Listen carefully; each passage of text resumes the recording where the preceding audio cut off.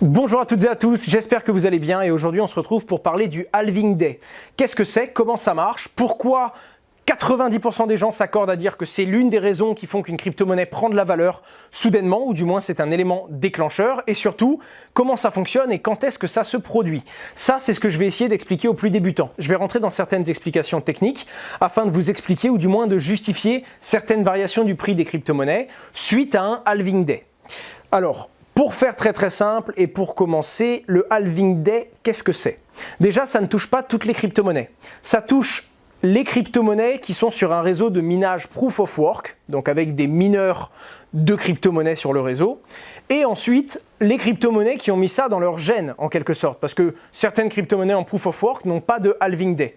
C'est uniquement les crypto-monnaies qui ont configuré ça au lancement, c'est-à-dire à l'origine du projet, notamment les plus connus, Bitcoin et Litecoin, qui sont deux projets qui sont justement assujettis au Halving Day.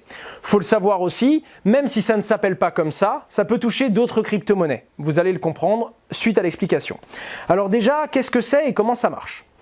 Avant de répondre et de dire exactement qu'est-ce que c'est et de vous apprendre à regarder c'est quand les prochains pour savoir si ça va ou non faire monter le prix d'une crypto-monnaie, sachant qu'il y a le Halving Day du Litecoin très bientôt, 30 jours je crois, 30 ou 32 jours. Comment ça fonctionne? Ce qu'il faut pour comprendre le Halving Day, c'est déjà savoir comment les mineurs, donc les ordinateurs qui sécurisent le réseau, sont payés. Quand on sécurise la blockchain Bitcoin, par définition, on laisse tourner un ordinateur chez soi qui va dépenser l'électricité toute la journée, qui va travailler, faire des calculs pour sécuriser le réseau. Vous vous doutez bien que personne n'est suffisamment gentil et aimable pour laisser son ordinateur tourner toute la journée, payer des frais d'électricité juste pour sécuriser les transactions des autres. Évidemment, cette personne, elle a un intérêt économique. Quand vous laissez votre ordinateur tourner toute la journée, donc quand vous faites du mining, votre but c'est de gagner plus en crypto-monnaie, en frais de transaction, que ce que vous allez payer en électricité. Eh bien, en réalité, le mineur, il ne prend pas que les frais de transaction. Imaginons monsieur A qui fait une transaction et qui envoie des bitcoins à monsieur B. Il y a une transaction qui est faite, il y a des frais de transaction. Monsieur A par exemple payé 2 €, pour faire très simple. Le mineur, on imagine que c'est monsieur C, il va récupérer les frais de transaction, les 2 €, mais il ne va pas récupérer que les frais de transaction. Il va récupérer des nouveaux bitcoins qui viennent d'arriver sur le réseau. Vous le savez, le Bitcoin, lui, il se limite à 21 millions. Il n'y en aura pas plus que 21 millions. Et il y en a déjà 17 ou 18 millions en circulation à peu près. En attendant, ils sont où les 3 derniers millions? Ils arrivent quand? Eh bien, ça vient justement du processus de sécurisation du Bitcoin. À chaque nouveau bloc de la blockchain, il y en a des nouveaux. À l'origine, au tout début du Bitcoin, il y avait 50 nouveaux Bitcoins tous les blocs, donc environ toutes les 10 minutes. Puis après, il y a eu le premier Halving Day, et on est passé à 25 nouveaux bitcoins toutes les 10 minutes. Encore après un cycle mathématique qui correspondait à tant de blocs, on est passé à 12,5. À l'heure actuelle, quand je vous parle, c'est-à-dire début juillet 2019, on est sur un bloc bitcoin qui libère 12,5 nouveaux bitcoins sur le réseau, qui sont partagés entre tous les mineurs qui ont sécurisé ce bloc de transaction évidemment, et ces 12,5 bitcoins vont rentrer dans les porte-monnaies, vont arriver pour la toute première fois sur le réseau dans la poche des mineurs qui ont sécurisé ce bloc. Par contre, ce chiffre-là, il fait que diminuer. À chaque fois, on le divise par 2. De fait qu'on n'arrivera jamais à 21 millions d'ailleurs, puisqu'au début, on est arrivé par exemple à la moitié, donc 10 500 000, puis ensuite, on a refait un Halving Day à la moitié, etc. etc. On n'arrivera jamais à 21 millions, puisque à chaque fois, on divisera l'espace qui nous reste jusqu'à ces 21 millions de 2. Mais là, je pense que vous l'avez compris, on est très proche de ces 21 millions, et même si on avance à chaque fois de moins en moins vite, le prochain Halving Day est considéré comme le dernier, dans le sens où, ok, il y en aura d'autres après lui, mais globalement, les autres ne seront plus significatifs. On va peut-être diviser le chiffre des récompenses par 2, mais c'est un chiffre qui sera déjà trop petit. Passer de 50 à 25, c'est vraiment important, c'est remarquable. Par contre, passer de 2 à 1, le changement sera vraiment ridicule, puisqu'à partir d'un certain moment, les mineurs, ils gagneront toujours de l'argent, mais uniquement sur les frais de transaction. Ce ne sera plus les nouveaux bitcoins générés qui généreront de la valeur, du moins mathématiquement. Du coup, maintenant, vous avez globalement compris. Le Halving Day, c'est quand on passe une certaine date, un certain bloc, à partir duquel, désormais, il y aura 2 fois moins de nouveaux bitcoins générés lors de chacune des transactions. Et donc, par définition, ça diminue l'inflation du bitcoin par 2. C'est-à-dire que ça rend le Bitcoin 2 fois plus rare, 2 fois plus difficile à obtenir. On parle du nouveau Bitcoin, hein. Bien sûr, ça ne veut pas dire qu'il va être 2 fois plus cher. Normalement, la logique mathématique voudrait que le Bitcoin soit 2 fois plus cher d'une seconde à l'autre, puisqu'il est devenu 2 fois plus dur à extraire, en quelque sorte. Malgré tout, ça ne se passe pas comme ça. C'est-à-dire que le Bitcoin ne va pas devenir 2 fois plus cher d'une minute à l'autre quand le halving day sera passé. Je vous donne un exemple très simple. On vous dit aujourd'hui, dans un an, Ferrari va créer un tout nouveau modèle de moteur qui consommera presque plus rien en essence. C'est pas dans un an que du jour au lendemain, Ferrari va devenir super connu et l'entreprise va exploser en bourse. Quand il y a eu la news, les investisseurs vont se dire « Waouh, on vient d'apprendre que dans un an, Ferrari va sortir ça. Est-ce que c'est vrai ou pas ?» Pour l'instant, c'est une rumeur. Et du coup, il y a les investisseurs qui vont acheter d'un coup et le prix va commencer à monter dès maintenant, alors qu'on ne sait pas encore si c'est vrai. Mais ce que je veux vous dire, c'est que les gens ne vont pas attendre de voir ce nouveau moteur de Ferrari sortir sur le marché pour aller acheter de l'action Ferrari et voir si elle explose en bourse. C'est toujours pareil. Si on est sûr et certain que Ferrari va faire un gros coup, c'est maintenant qu'il faut acheter du Ferrari. C'est pas quand Ferrari aura fait le gros coup. Eh bien, c'est exactement pareil.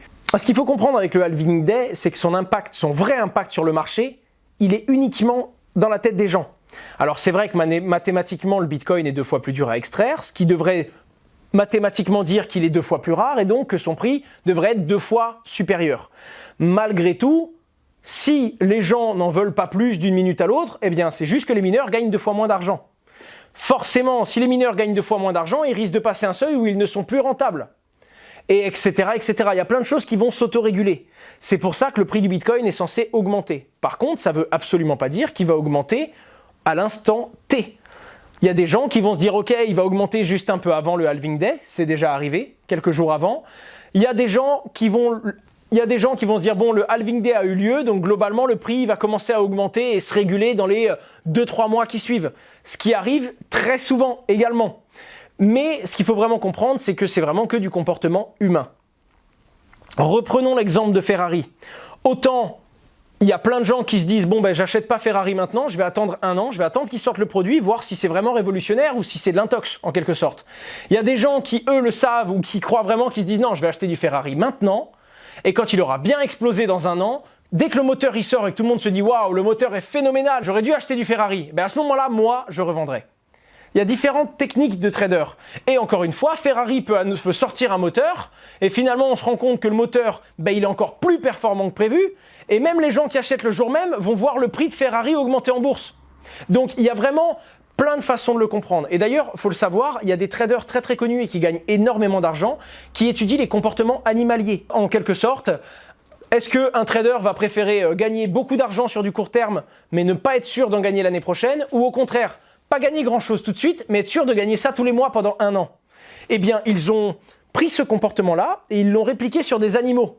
Par exemple, notamment les fourmis. Ils ont donné 2 aliments à des fourmis. Ils ont fait un système pour que la fourmi comprenne qu'elle ne peut prendre qu'un seul de ces 2 éléments.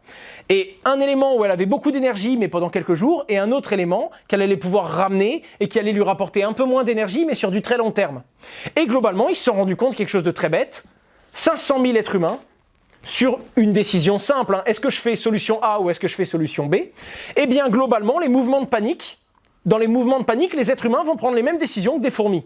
Alors évidemment, c'est un peu tiré par les cheveux parce qu'on met un trader dans une situation où il a 2 solutions contre un animal qui pense à survivre. Donc il y a plein de choses à prendre en compte. Mais en attendant, il y a des analyses super bien poussées du marché, de l'humeur globale des êtres humains et de savoir comment ils vont se comporter quand il y aura une certaine news, qu'on peut répliquer sur les animaux. J'ai trouvé ça vraiment fondamental et vraiment super intéressant. Le halving day, c'est l'une des premières lois mathématiques qui est censée rendre une crypto-monnaie 2 fois plus rare, 2 fois plus précieuse en quelque sorte, en diminuant l'inflation de 2, c'est-à-dire en augmentant la rareté qu'elle va avoir. Voilà, donc ça c'est important. Globalement, ça veut dire que ça va être 2 fois plus précieux. Après, les gens vont l'interpréter différemment.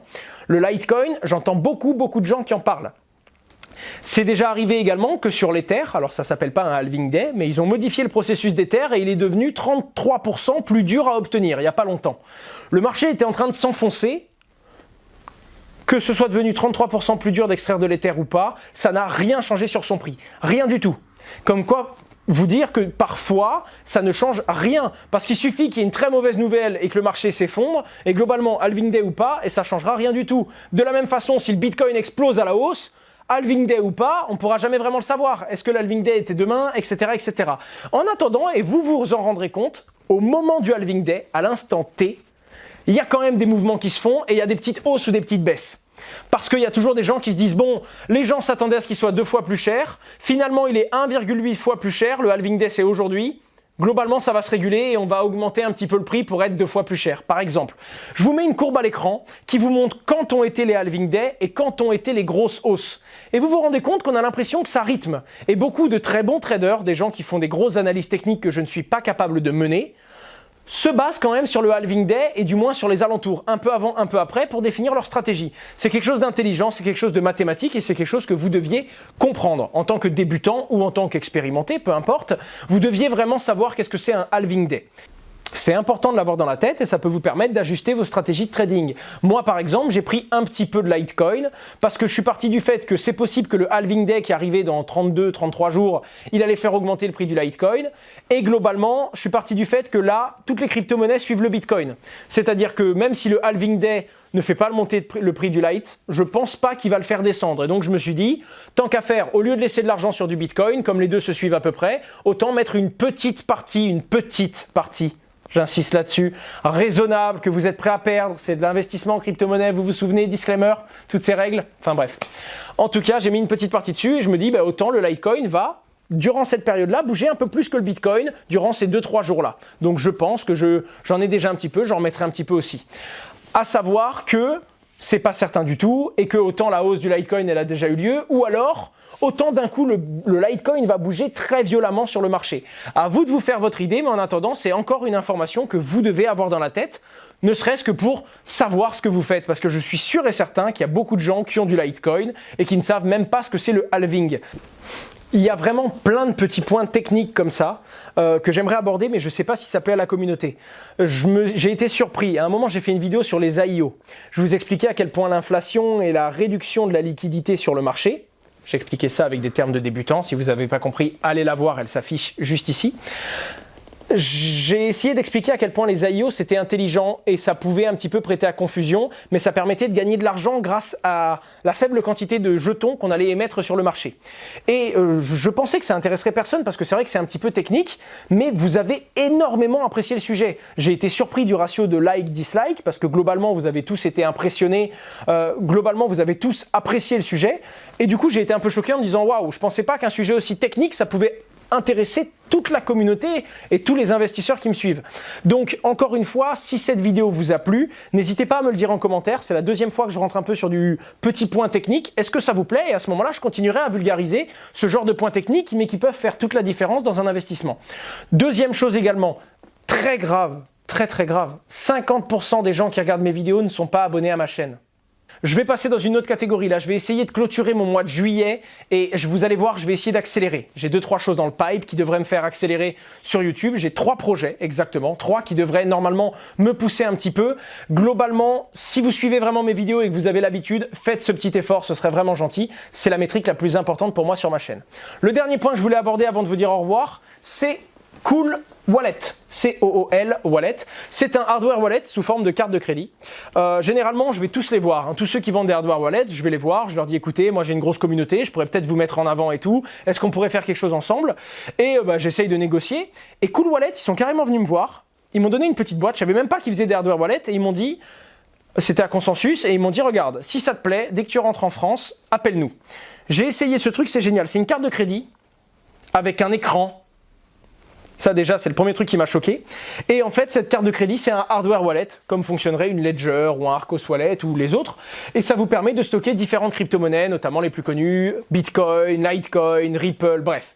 Et j'ai vraiment bien aimé la forme, surtout que ça rentre dans mon porte-monnaie. Ça se recharge et on l'allume que pour faire les transactions. Et globalement, la batterie est énorme parce qu'on utilise ce mini-écran que quand on en a besoin. Et donc, on va pouvoir la recharger une fois toutes les 3-4 semaines. J'ai vraiment aimé la forme, il est vraiment cool. Et du coup, j'ai essayé de leur demander pourquoi ils étaient si peu connus en Europe. Et leur réponse a été très simple. Ils vendent leurs cartes $99. Sauf que quand elle passe la frontière et qu'elle arrive en Europe, il y a 20% de TVA à payer. Donc ils sont déjà à environ $20. Donc 15-16 € de frais en plus 10% de frais de douane. Donc globalement, un wallet qu'ils vont vendre à $99, si vous allez le commander chez eux, déjà il y a 2 à 3 semaines de livraison parce qu'il expédie de l'autre bout de la planète. Et en plus de ça, vous allez, en plus des 90 € que vous avez payé pour avoir le wallet, vous allez payer presque 20 ou 30 € de frais quand il arrive chez vous. Moi, je les ai contactés. On a essayé d'importer avec la société Just Mining leurs produits et on va devenir leur revendeur officiel sur le territoire européen. C'est-à-dire qu'on va commencer à distribuer leurs cartes dans différentes boutiques qui sont prêtes à les revendre pour eux. Nous, en les important en tant que société, on a essayé de diminuer au maximum ces frais et comme on fait des commandes en gros, on arrive à pas payer le 25 ou 30 € de frais par carte qui rentre dans le pays, même si évidemment, on a la TVA à affranchir. Ce qui fait qu'on va vendre ces produits-là 99 € sur justmining.com. Si ça vous intéresse, allez jeter un œil.